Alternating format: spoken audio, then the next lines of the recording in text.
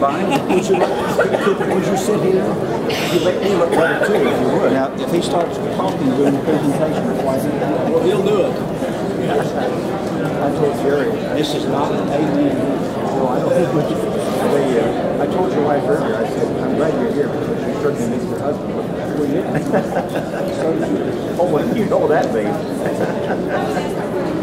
Who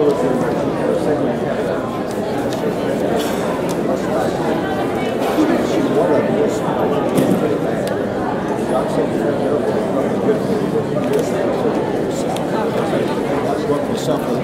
you?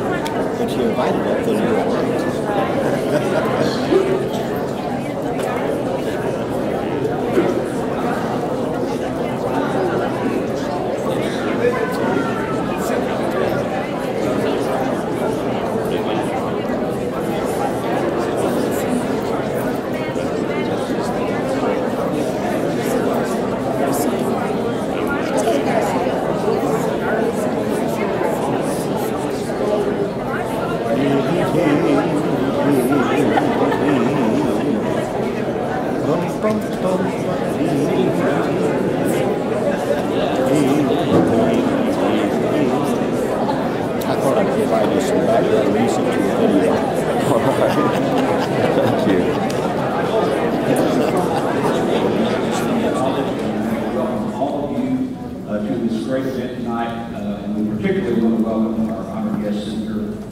Coburn. I'd like to begin with some brief announcements and introductions. I'd like to introduce the President of Oklahoma City Community College, Dr. Paul Seekers. Dr. Seekers.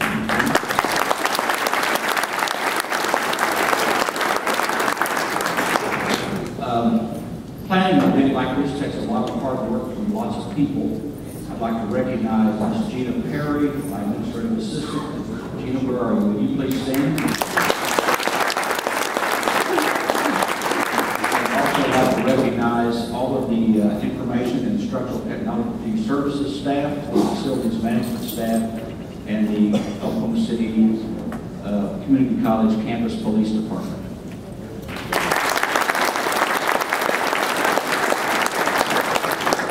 I have been instructed by Senator Coburn's staff to make the introduction of him very short, so that's the reason for this brief introduction. I'd like you to welcome the Honorable Tom Coburn, United States Senator, who has been the leading voice of fiscal responsibility in the United States Congress. Senator Coburn.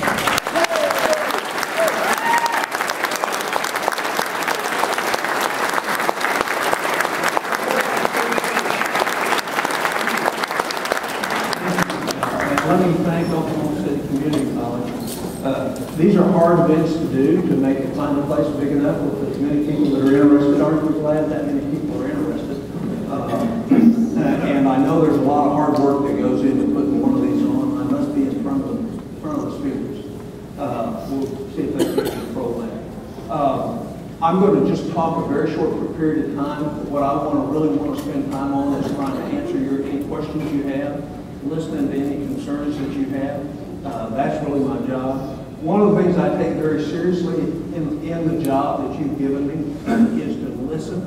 So I actually read the emails that come into our office. If it's a canned email, I read it once. I don't read it all 1,600 times. But I do get a count on that. And I try to listen to what Oklahomans have to say. But I also try to stay up on what the U.S. Constitution says. Yes. And what our founders had to say about that is just as important as the documents that they wrote. And so I've been doing town hall meetings since Monday morning. My granddaughter gave me this wonderful coat. The daughter who helped drive me home from our vacation together and did the town hall now has the cold. She's at home in bed. She's in her mid-30s sick because we've been transferring this back and forth. I'm home again. I don't think I'm going to give it to you today, but please don't shake my hand, just in case as a doctor. As I travel Oklahoma, and not just this week, but for the last year and a half, and as I travel around the country, what I notice is there's a lot of anxiety about our future. And I think it's rightly so. And I think it's healthy. There's some negative aspects to it, but overall it's healthy. And what is happening is we're now all becoming aware of the excesses of our federal government. And it's been magnified by this tremendous recession that we've experienced. And Oklahoma's been blessed more than other states in terms of the consequences of that. There's still been a lot of Oklahomans terribly adversely affected by it. But it's been exaggerated and it's been exposed. And in 2004, when I ran for the Senate, I ran on the basis that we had to get our fiscal house in order. And I really didn't think the problems would come to the Senate. But they're here. They're real. They're solvable. They're in the problem in front of us we can't solve. But what we have to do is solve the real problems, not the symptoms of the problem. And most of what Washington does and talks about is symptoms of problems, not real problems. And the problem is you can't spend money that you don't have on things that you don't need. You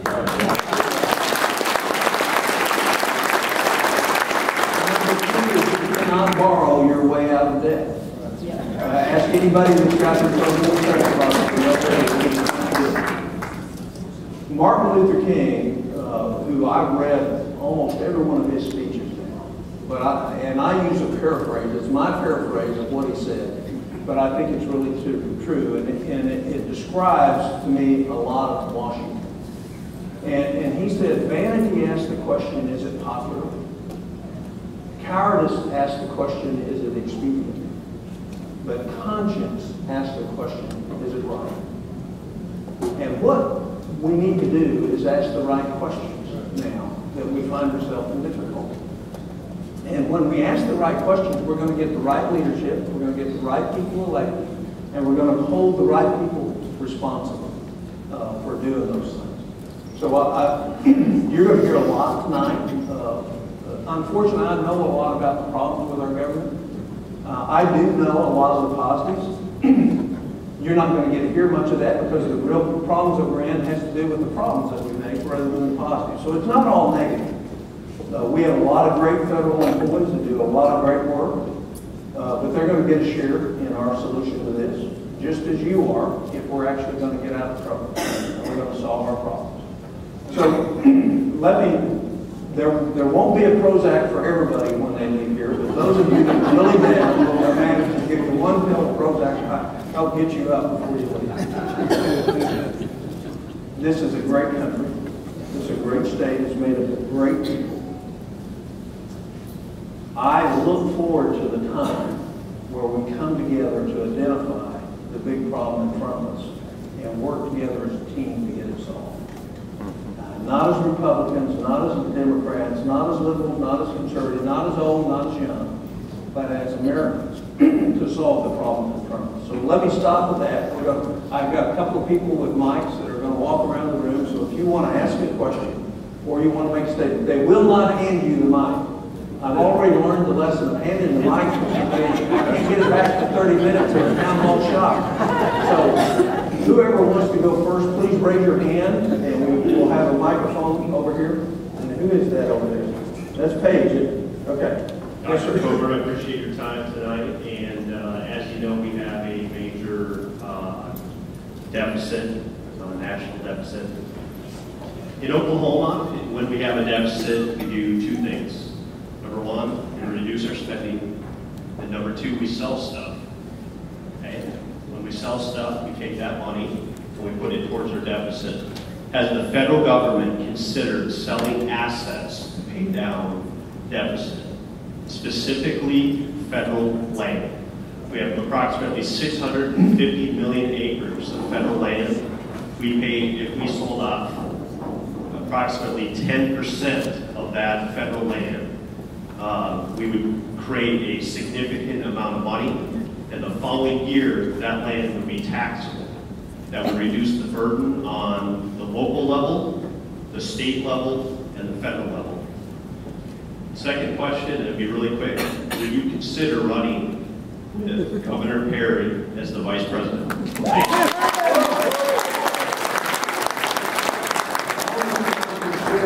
Running for is dinner as soon as this is over. This is my last term in office, supposed to do that. If I feel like I'm supposed to do something else, I'll let you know. Right now, I don't feel like it. 2 years ago, Harry Reid put out what was called the Coburn Omnibus Bill because I blocked additional land acquisitions, multiple bills in the Senate. I got rolled. I stopped it for 1.5 years. The addition of about another 40-some million acres to the federal government. We couldn't afford it. We can't take care of the land we have today. and so the answer to your question is no. It's so disconnected in Washington, we don't know that we can't afford to buy more land. I will tell you that on that $650 million, that he's dead right on the acre. We actually, when you ask the government accounting office how much land we have, they don't know. No, the estimate is 650 million acres. It's probably closer to 700 million acres. But here's what congressional research tells us about that 700 million acres. There's more oil and gas and coal in that 650 million acres than all of China, all of Canada, and all of Saudi Arabia. This is the only country in the world where you as citizens own that kind of resource and your government refuses to allow you to have advantage of it. So you're paying $3.70 a gallon for gasoline when in fact, through the EPA, through their regulations, you could be burning natural gas at 80 cents a gallon. They've stopped that, stopped the economics of that, and you could be burning oil or natural gas liquids in your car at about $2.50 a gallon if we actually became energy independent. But we have a bias in this country based on climate change theory that does not allow that to happen. So that's the truth. People, I'll be happy to debate it. There's a better debater on that issue than me. His name's Senator Jim Inhofe. He knows more about climatology and the science behind it than anybody in Congress. And the fact is you're being punished because we don't have the courage as members of Congress to say we're going to become energy independent. And we can actually issue a motion of disapproval on a regulation, but it takes 67 votes. So until you get us about 20 more smart people up there that care about the long term of the country, we're not going to be able to do that. And that's the other reason I would come back. There are 5 bills right now. I'm a co-sponsor on 4 of them. All of them will fill in the regulations of this administration. 40% more rules coming out of this administration than any administration in history at this point in their administration. 40%. They're killing American. I've been talking to a banker this afternoon who called me from a small town in Oklahoma. He said, this time last year, 3 years ago, we would have been loaning 3 or 4 loans a week over $100,000 out of our bank. Because of the regulation, we're loaning 3 or 4 loans like that. We have demand, but we can't get past the regulations from the FDIC 3 or 4 in 2 or 3 months. So the government is actually killing the potential for recovery in our country through regulation. So what I would tell you is, first of all, you need Jim Inhofe, EPW, Energy, Power, and Water, in the Senate, and I'll guarantee EPA will be before. They won't have time to write regulations because they'll be before him all the time. And the House is very valuable in that because they've done some great stuff, which has caused us not to be able to allow them to go further. But they're still going further than what is healthy for our country, and we need to pull them back, and we don't have the votes to do it. Next question. Hi, Dr. Coburn. Hello. Thanks for all the work you and your staff has done to identify all the wasteful spending. I think it's tremendous. I wish they would just cut that all the way across the board. I hate to sound like a broken record, but I had the opportunity this summer to work on a documentary about natural gas, about Robert Hefner. I brought his book to Grand Energy Transition. $500 billion a year we send overseas to countries that don't really like us that much. Yes. Yeah. It's time that we bring that to an end, that energy independence has got to be one of our top priorities. And I ask that the Senate, the House takes up a bill to expedite the transition to gas, hydrogen, and those types of fuels. A simple piece of legislation to make all cars dual fuel would expedite that so much. In the 1980s, the Congress defeated or passed legislation that stopped the transition to natural gas, and I think it's time that we push forward. So I have some challenge with you with that, and let me tell you, my gray hair now tells me you don't want Washington deciding what fuel we're going to use. And what miles per gallon you're going to get. What really works, it's not perfect, but what really works is markets to allocate a scarce resource. For natural gas, where you didn't have the EPA, the minimum cost is at least $4,800 if you follow what some idiot bureaucrat in Washington has decided has to happen for a conversion kit. And you can fill your car at home with natural gas. The market would supply the filling stations everywhere else. What is out there now is they want government to give more tax credits to this, and this, and this, and this to do it. Let the markets work, but let's have a real market. And let's pull back the regulations so we can have that. You know, it's interesting, the article published this week, you hear most people get kind of angry when gas gets at $4. Anybody here? And we tend to misdirect our anger at the oil companies. Yeah. You realize that the oil industry, both in this country and outside, but those based in this country pay the top rate of income taxes of all the standard 4,500.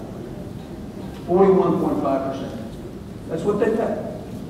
And if you look at all the tax breaks for energy, oil and gas gets 8%. 92% of all the tax breaks go to solar, wind, and ethanol. So when you hear, the next time you hear the president go after the oil and gas industry, he needs to actually look in the mirror and say, well, if we're going to take all that away, and by the way, the oil and gas industry doesn't get a tax credit. They get an accelerated depreciation, which means over the long run, they pay exactly the same amount of taxes. They just pay it later. Then, versus the other industries that get tax credits. Why do you think GE paid no income tax this year? Because they got tax credits for wind energy. So here's a very successful corporation in the United States who paid zero income taxes because in our wisdom in Washington, we decided to give a tax credit for wind energy, which is a highly inefficient way to supply energy. Even in Oklahoma, it's not an efficient way. So what I would tell you is I'm all for letting markets work and let the market decide. And the reason we have all this up and down isn't because of the big oil companies. The biggest reason that oil prices shot up, there's two. One was called Libya, and that counts for $15 a barrel. The other is the declining value of the dollar. And why is the dollar going down? Because we won't live within our means. And so there's why oil got over 100, it got to 115. I think it ended up at 84 today or something like that. All right, next question, and I can't see it. Where's my team? Okay, thank you. That's Emily. She covers Southwest Oklahoma.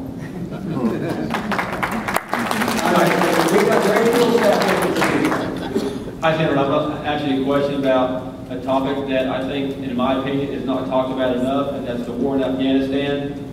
After 10 years of war, after thousands of lives killed and wounded, how much longer are we going to be in Afghanistan, and what's the exit strategy?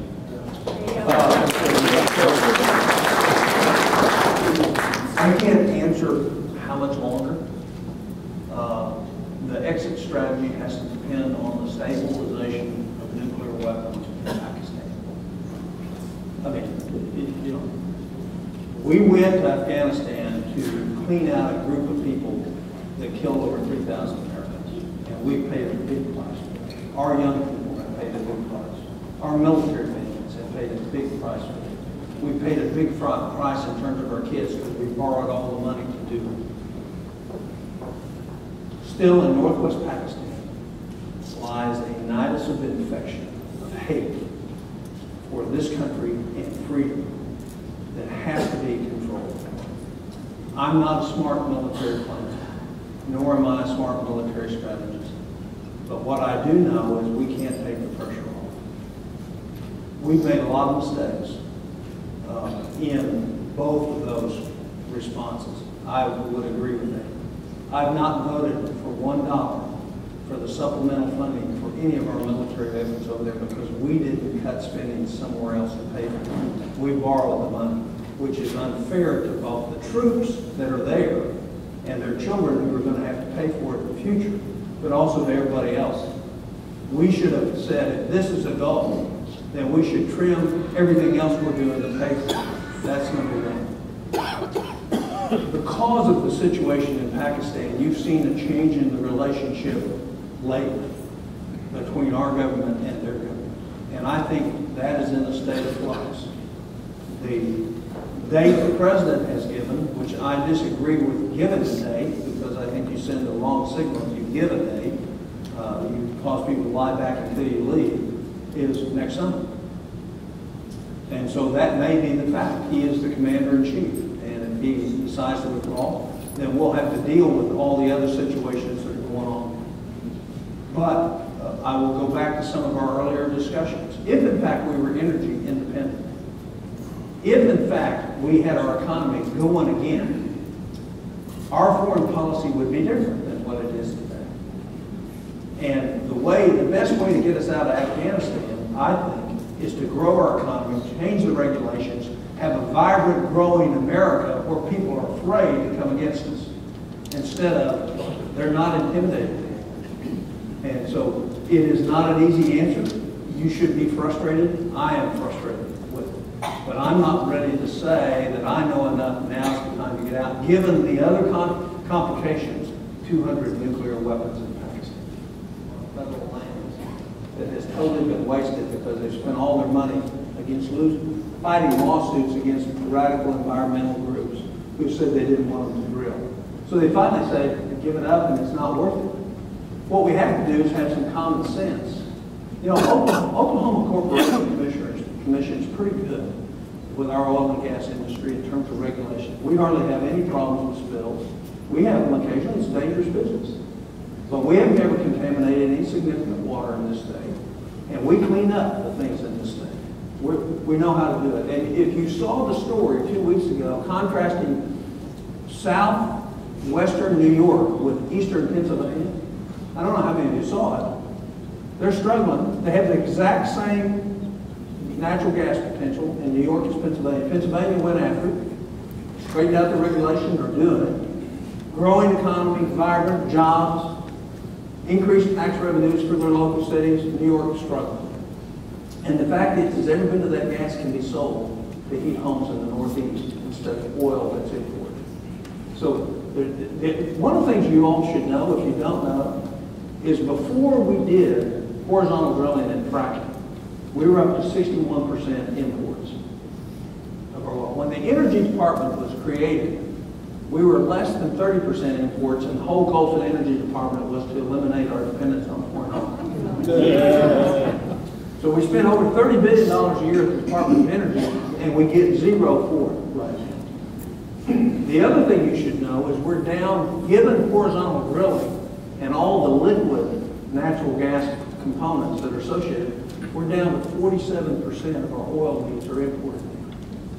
Just because of what has happened in Oklahoma innovation in terms of oil and gas.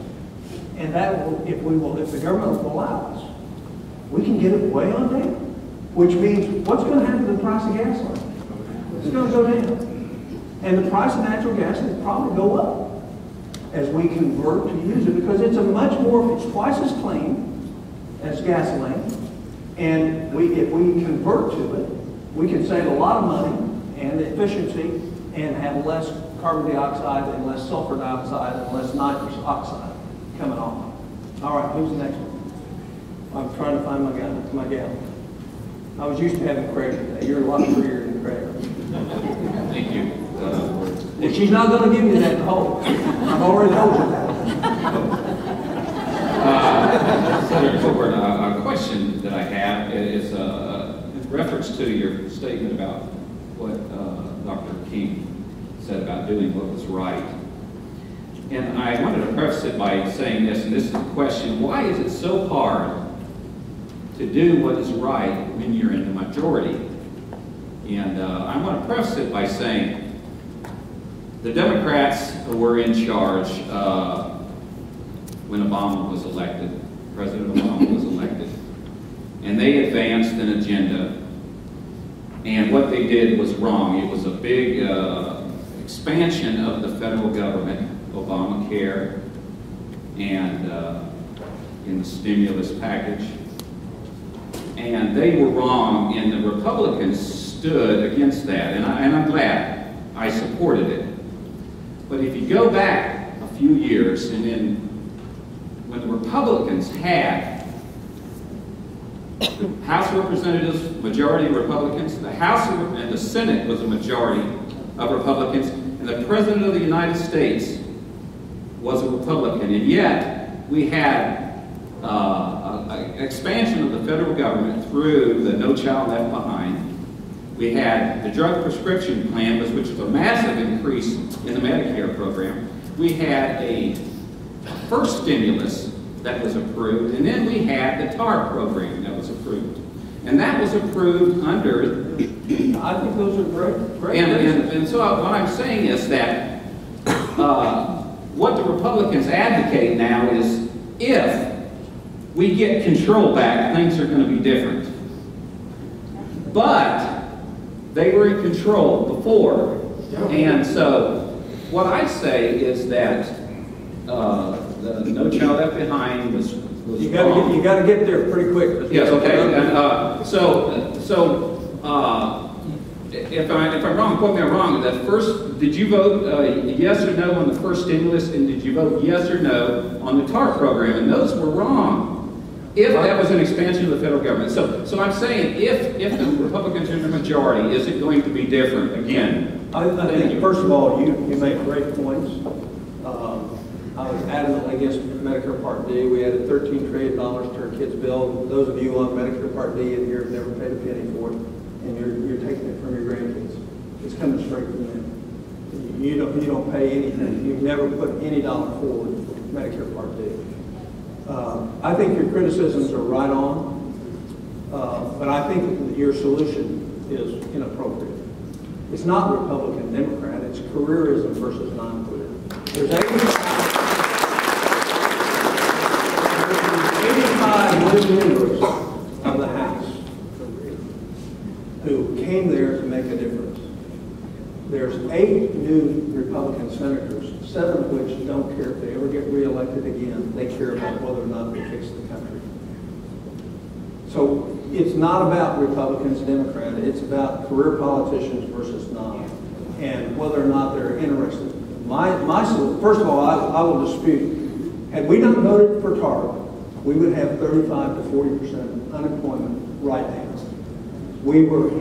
The money was frozen. It wasn't the best vote. It wasn't the best thing to do, but it was the only choice that we were given. We were not in control. Okay? Republicans were not in control of the Senate at the time the TAR vote was cast. I voted for the TAR. I would vote for it again because it was the best thing that I had for an option, rather than us seeing something twice as bad as the Great Depression. And I believe that with all my heart, and I've studied the economics of this more so than probably anybody in this room, and I avidly believe that to this day, and I will. So I don't think that TARP was a bad vote. I don't think it was necessarily constitutional, but I don't think it was a bad vote. It actually was a rationalization that got us out of a problem that Congress created, not the president. No president created that. Congress created that problem. And that's your problem, is we're in trouble, not because of a Republican or a Democrat president. We're in trouble because members of Congress routinely ignore their oath and fail to think in the long term and think about the expedient short term of their own political career, rather than what's in the best long-term interest for this nation. So, I can't tell you it's going to be different. If you keep sending the same people up there, it's not going to be any different.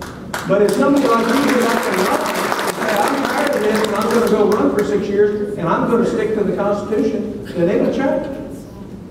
So you have a whole lot more power to change this country than you think you do, and most of it is through your actions. And if you will act, you can change the country. But quit sending the same people there.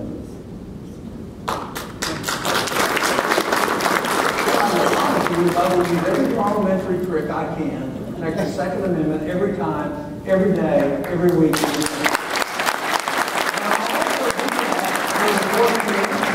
And the 10th Amendment, and every other one. I told Harry Reid on Guns in the Park, I said, Harry, you're going to get this vote, whether you want it or not. You may not know now that you've blocked me several times from getting the vote, you're going to get it. I promise you, you're going to get it. So he now understands when he keeps me from getting a vote, he's still going to give us the vote, because I'm going to figure out a way. And I actually, other than Robert Byrd and a couple others, I've now studied and have staff that have studied the rule. We know where the holes are. And I'm going to put things in. It's just like ethanol. Get rid of the BTEC. He said, you can't have the vote. I said, we're going to have the vote. And then what he did is he voted against it, and he had it gone under Senator Feinstein, and we voted for it. So the point is you can never doubt my loyalty to the U.S. Constitution when it comes to the Second Amendment, the First Amendment, the Fourth Amendment, or the 10th Amendment. I will never. So how do we all okay. Sir, I'm Marshal Hughes, retired U.S. Air Force, and my question is with regard to the price that the military is paying, not only currently, but under your proposal. I read it recently, and it highlights proposing the retirement programs to the stock market rather than something a bit more stable like we have right now. Increasing TRICARE premiums fivefold, increasing co-pays to both doctor's visits and prescriptions, as well as cutting the civilian force structure by 14%. And with us in 3 different countries at war, don't you think that the military is paying a high enough price? In fact, during last year's round of cuts from the military, I was deployed in August and told that I had to retire by December 31st. And we're going through another round of cuts this year. When is enough for the military? Let's stop you right there. First of all, the appropriation for the military last year was increased, not decreased. So if you had a cut, that was people in the Pentagon cutting you, not us. All right? Well, that makes my point, is there is incompetency in the management of the Defense Department of this country. There is incompetence. And I don't doubt the loyalty and the effort of our soldiers, but the people who are responsible for making decisions about purchasing either major weapon systems or streamlining what we actually do in the military, whether it be our supply chain or anything else. I agree with all of that wholeheartedly. All right, let me finish. Let me finish.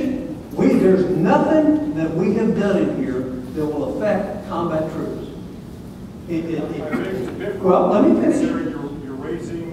You're raising the cost of benefits. No, I'm not. For troops, TRICARE Prime still applies to everybody at that time. Let me finish.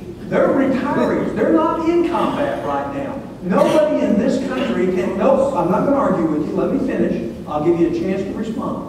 Nobody in this country can get health care for $250 a year. It was never promised to our military retirees at $250 a year. What you were promised was as available health care as a military retiree. And what I hear you saying is I don't want to pay a little more for my health care, up to 30% of what everybody else in this room pays for their health care as a retired military. I want only mine. This program is not designed to be looked at for just the military. Everybody has to participate. Everybody's going to have to sacrifice, including retired military. Right okay, now, your turn. All that funding is the Department of Defense budget.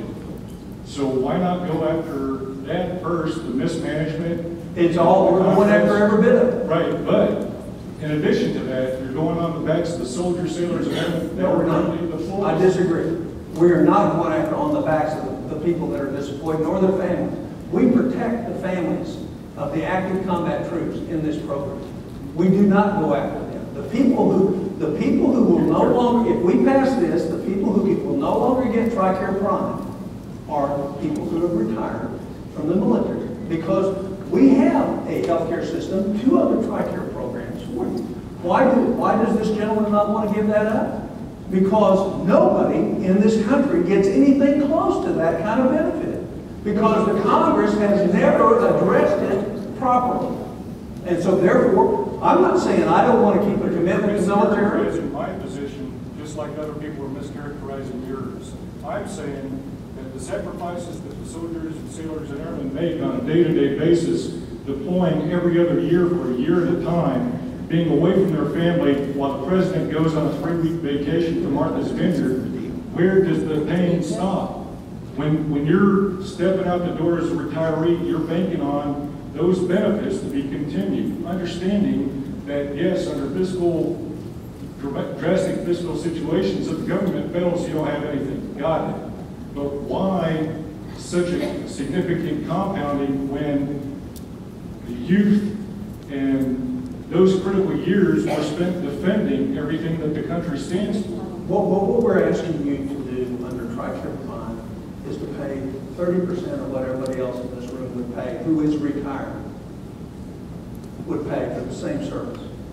Instead, right now, you as a family pay $750 a year for a whole family, for health care, with no deductible, no copay. You just get cared for.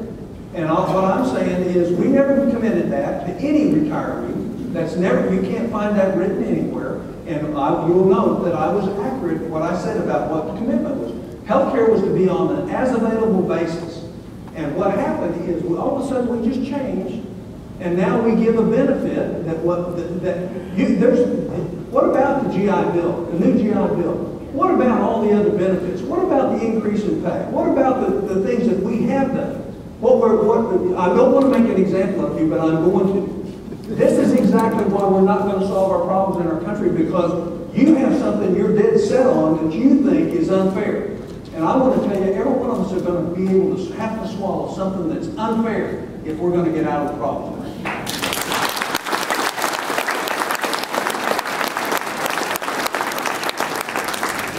Senator Coburn, I want to kind of piggyback on his, but not talking about the people who are already retired, but what about the people who are in now? They're talking about changing that retirement age to a 401k. Well, that came from the Pentagon. I'm not talking about that at all. We didn't suggest that in our program at all. Okay. Now, I had read that you support that, and you also support not grandfathering the people who are currently active duty. Well, I don't know where you read it. What Richard Burr and I put forward was for everybody but military. If you look at it in terms of federal employees, is to convert new federal employees into 401ks and not have the typical second stage retirement system that we have today, including members of Congress.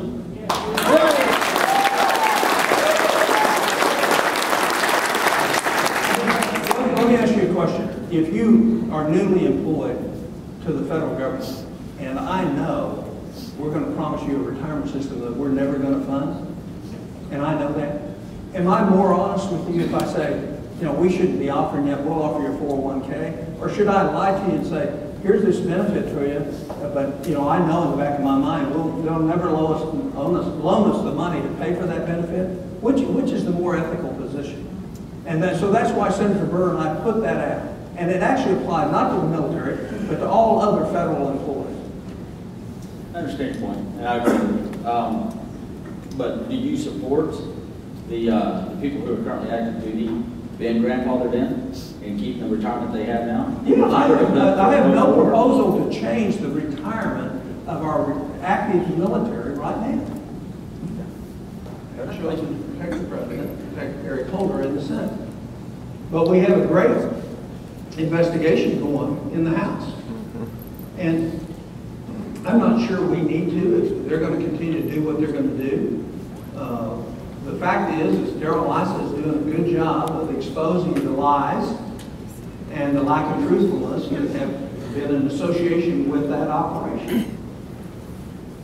So the reason there's no hearings is because we don't have the power to call a hearing because we're in the minority. And so I'm sure there will not be any hearings in the House. That doesn't mean we won't start working behind the scenes to find out information. I spent 3.5 days on the Arizona border in March, and what I heard from Border Patrol agents is totally different from what I hear in the management of Homeland Security. I want to say, I trust the Border Patrol agents more than I trust the management of Homeland Security.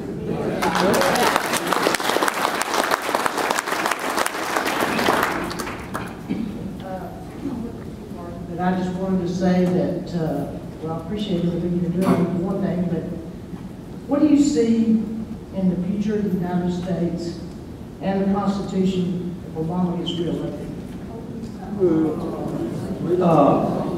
Well, I actually, first of all, I don't think that's going to happen.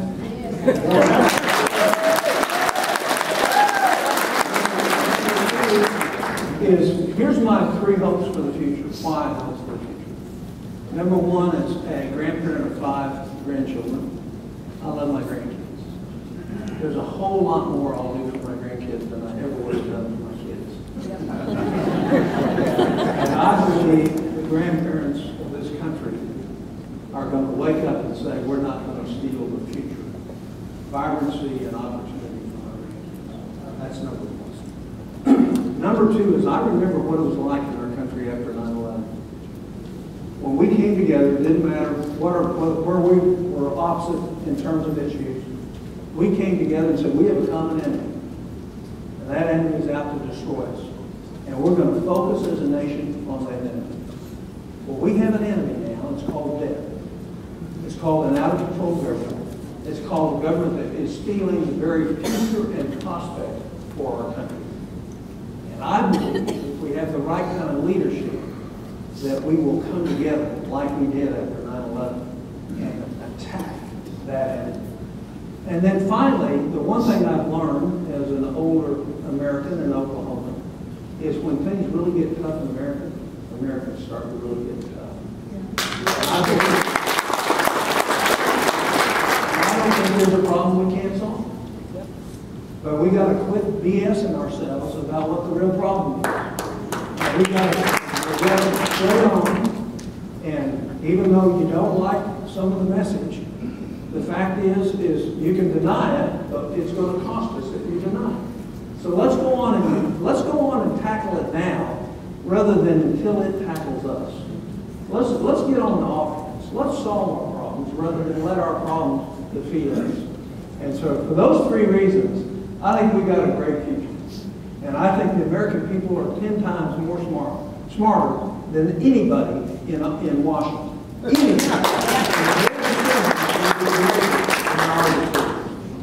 All right. We got something right here. Okay. And I'm getting the 5-minute hook, which means we got about 1 or 2 more questions before I drive home to Muskogee. Okay. I was wondering, sir, is our involvement in Libya the right thing to do? Our military is already stretched thin, and we have this fiscal crisis. Should we be spending our resources to get involved in their civil war? And also, I was wondering on the domestic side, Mitt Romney the other day said a corporation is a person. Do you believe in that?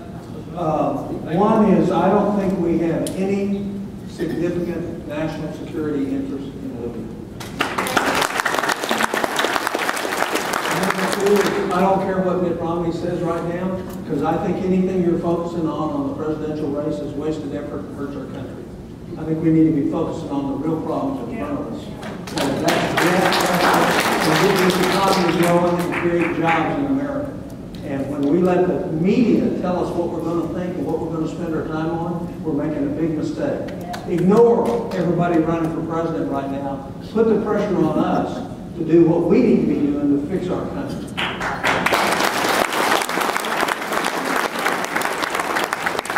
I'm trying to find, okay. First of all, let me say, he does read his emails and he does answer. What would a consumption tax or a flat tax do for our country, rather than the current income tax system that we have? Well, that's a good question. First of all, it'd save us $250 billion paying the accountants and lawyers. The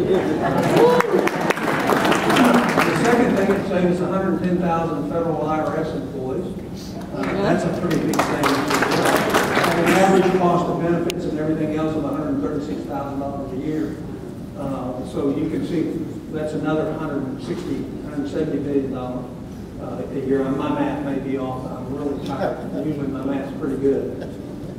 the most important thing it would do would be, if you had a national sales tax, would increase our exports by about 21–22%. Right now, we compete with countries that have value-added taxes. So when they produce something, there's no tax included, no Social Security tax, no Medicare tax, no income tax included in the cost of that product if it's going to get exported. So they have about an 18–19% advantage if everything else is equal on us when we go to compete. If you would do that to us and allow us to have a 19% reduction in the embedded cost of taxes in products that we produce, you would see 21, 22, 23, some people would say 30% increase in exports of American-made products because we would be competitive, because you take all that tax out. The other thing we know that would happen is there's about $360 billion tax gap every year. In other words, what people actually owe but cheat on it and don't pay under the Internal Revenue Code that we have today.